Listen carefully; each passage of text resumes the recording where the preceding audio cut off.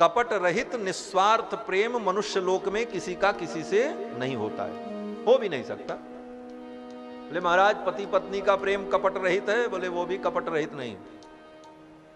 अपनी अपनी छाती पे हाथ रख करके कोई कह दे कि मैंने अपनी सारी बात अपनी पत्नी को बताया है, और पत्नी अपने हृदय पर हाथ रख करके कह दे कि मैंने अपने जीवन के सभी रहस्य को अपने पति को बताया, नहीं, कहीं ना कहीं कपट रहता है। और वेदों ने तो यहां तक कहा है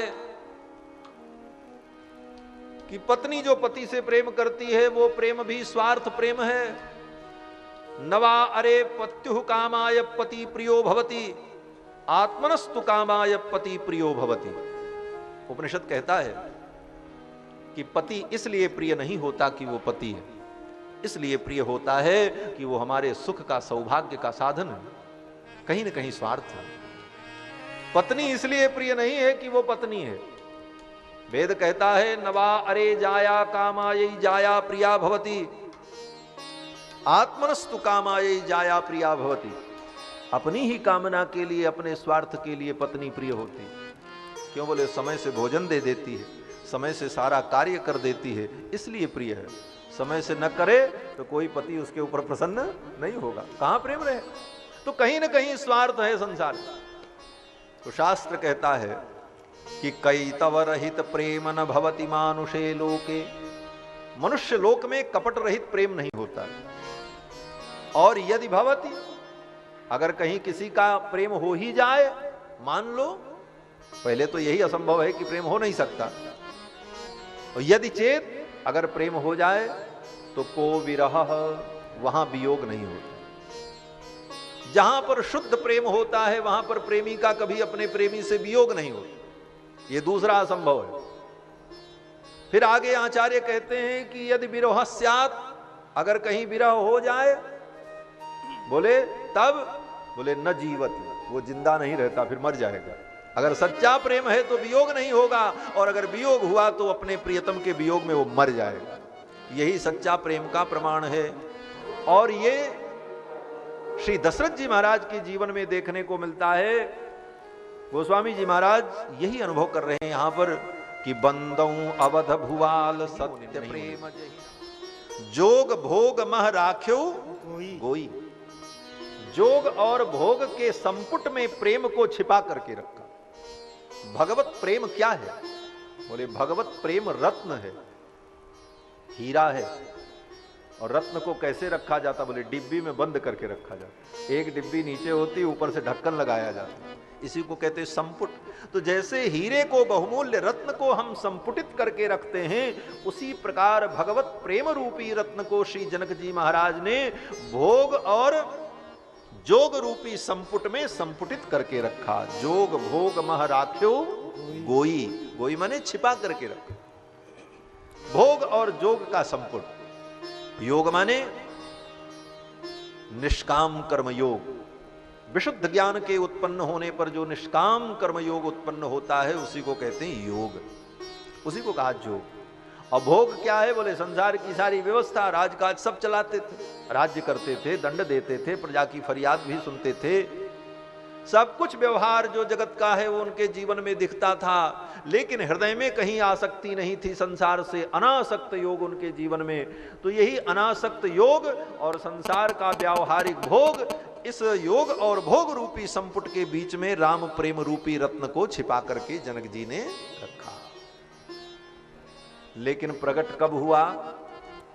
बोले जब कोई गाहक आता है, जब कोई ग्राहक आता है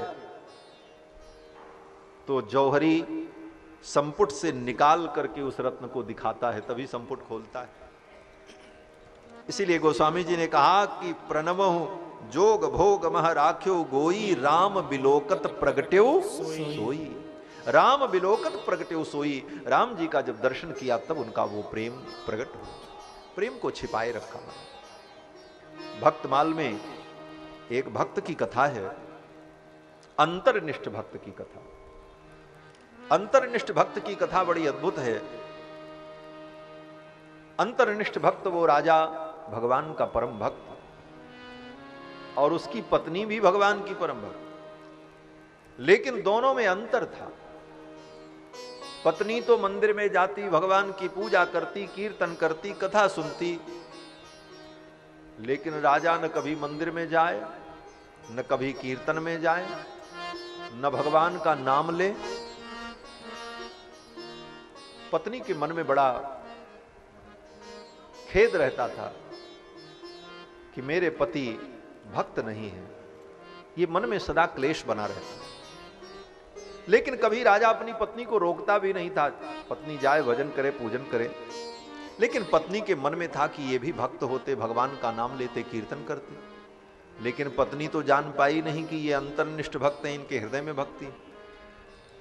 एक दिन क्या हुआ कि राजा सोए हुए थे और स्वप्न में ही भगवान का चिंतन करते हुए, दर्शन करते हुए भगवत प्रेम प्रकट हुआ और सोए सोए उनके मुख से भगवान का नाम प्रकट हुआ, हे राम, हे रघुनंदन।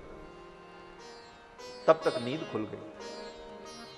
पत्नी ने आज पहली बार इनके मुख से राम नाम सुना, भगवान का नाम सुना। बोली कुछ नहीं, बड़ी प्रसन्न हुई, आज इनके मुख से मैंने राम नाम सुन लिया। इतनी प्रसन्न हुई, अपने सेवकों को आदेश दिया, उत्सव मनाओ, भगवान को भोग लगवाओ, संत महात्माओं को भोजन कराओ, कीर्तन भजन का आयोजन हो। तो राजा ने पूछा, देवी किस प्रसन्नता में ये उत्सव हो रहा है? तो पत्नी ने कहा, महाराज आज मेरा मनोरथ पूर्ण हो गया। मैं सोचती थी कि आपके मुख से कभी मैं राम नाम का उच्चारण सुनूं, और आज मैंने सुना, सोए सोए आपने स्वप्न में भगवान का स्मरण किया और आपके मुख से भगवान का नाम निकला। इस प्रसन्नता में मैं ये उत्सव कर रही। इतना सुनते ही तो राजा को झटका लग गया। क्या झटका लगा? मेरे प्रेम को संसार जान गया। आज तक जिस प्रेम को मैंने छिपा रखा था कि मैं भी राम जी का प्रेमी हूं, ये दुनिया के लोग जान न पावे, कभी अपनी पत्नी तक को नहीं जानने दिया। अंतर्निष्ठ राजा ने विचार किया कि मेरे प्रेम को जगत जान गया, अब मैं जीने के काबिल नहीं हूं। इतना दुख हुआ हृदय में कि राजा ने अपने प्राणों का त्याग कर दिया, महाराज, कि मेरा प्रेम संसार में प्रकट हो गया। प्रेम दिखावे की चीज नहीं है, प्रेम तो छिपाने की चीज है। किसी कवि ने कहा है कि मोहब्बत दिखावे से नफरत किया करती है। किसी कवि की रचना है, मैं इसलिए नहीं सुना रहा हूं कि कोई शेरो शायरी मैं आपको सुनाऊं, केवल भाव की पुष्टि के लिए कह रहा हूं कि किसी कवि ने कहा है कि मोहब्बत दिखावे से नफरत किया करती है और हर दिल में एक हुक उठा करती है।